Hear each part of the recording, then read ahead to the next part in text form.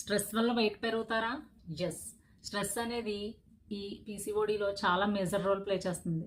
Stress ఎప్పుడైతే ఎక్కువ అవుతుందో కార్టిసాల్ హార్మోన్ కూడా ఇంక్రీజ్ అవుతుంది. కార్టిసాల్ ఎప్పుడైతే ఇంక్రీజ్ అవుతుందో మన బాడీ సర్వైవల్ మోడ్లోకి వెళ్ళిపోతుంది. అంటే మన బాడీ ఏమనుకుంటుంది, ఏదో డేంజర్ రాబోతుంది కాబట్టి నేను ఎనర్జీ సేవ్ చేసుకోవాలి అని. అందుకే లోయర్ బెల్లీలో ఫ్యాట్ అనేది ఈజీగా స్టోర్ అవుతుంది. స్వీట్ క్రేవింగ్స్ ఇంక్రీజ్ అయిపోతాయి. అండ్ నెక్స్ట్ ఇన్సులిన్ రెసిస్టెన్స్ కూడా ఇంక్రీజ్ అవుతుంది. సో ఈ పీసీఓడిలో ఓన్లీ డైట్ ఫాలో చేసి వర్కౌట్స్ చేస్తే సరిపోదు. స్ట్రెస్ మేనేజ్ చేయడం కూడా చాలా ఇంపార్టెంట్. ఎలా మేనేజ్ చేయాలి అంటే మనం మార్నింగ్ సన్లైట్లో వాకింగ్ చేయటము, and next deep breathing exercises practice చేయడం. నెక్స్ట్ స్లీప్ అనేది 7 to 8 hours క్వాలిటీ స్లీప్ కూడా చాలా ఇంపార్టెంట్. ఇవన్నీ ప్రాపర్గా బ్యాలెన్స్ చేసుకున్నప్పుడు మాత్రమే మన హార్మోన్స్ అన్నీ కూడా బ్యాలెన్స్లో ఉంటాయి. అప్పుడే వెయిట్ లాస్ అనేది ఈజీ అవుతుంది.